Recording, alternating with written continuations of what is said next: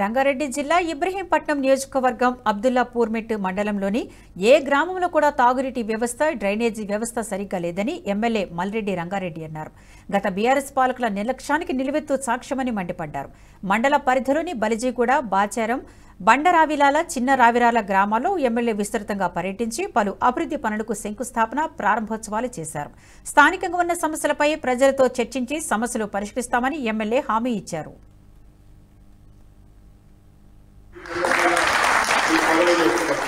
అన్ని విధాల ఆదుకోవాలని మేము ఈ కార్యక్రమాలు ఆ రోజు తెలంగాణ సోనియా గాంధీ గారు ఇచ్చిండ్రు.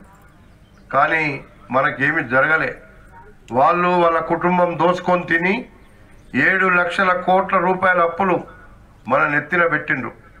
మనం కట్టాలి. ఇప్పుడు ఇవి రాగానే మాకు ఇండ్లు లేవంటున్నారు, పింఛన్లు లేవంటున్నారు, రేషన్ కార్డులు లేవంటున్నారు.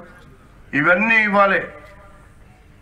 ఆఖరికి రైతులకు కష్టమే ఉంది, మీకు డ్రైనేజీ వ్యవస్థ కష్టమే ఉంది. ఇవన్నీ ఇప్పుడు మన మీద పడ్డాయి. అప్పు కట్టుకుంటేనే ఇవి చేయాల్సిన అవసరం ఉంది. తప్పకుండా మేము ఎన్నికల ముందే చెప్పినాం, ఈ రాష్ట్రాన్ని దోసుక తిన్నరిల్లు, ఈ దోపిడీ తగ్గాలి అంటే ఈ వీడియో మీకు నచ్చినట్టయితే లైక్ చేయండి, 10 మందికి షేర్ చేయండి. అలాగే కామెంట్ల రూపంలో మీ అభిప్రాయాలను మాతో పంచుకోండి. Nationalist hub group of channels ను సబ్స్క్రైబ్ చేసుకుని తెలుగునాట జాతీయవాద జర్నలిజాన్ని ప్రోత్సహించండి. ఈ వీడియో కింద ఉన్న బెల్ ఐకాన్ పై క్లిక్ చేయడం మర్చిపోవద్దు.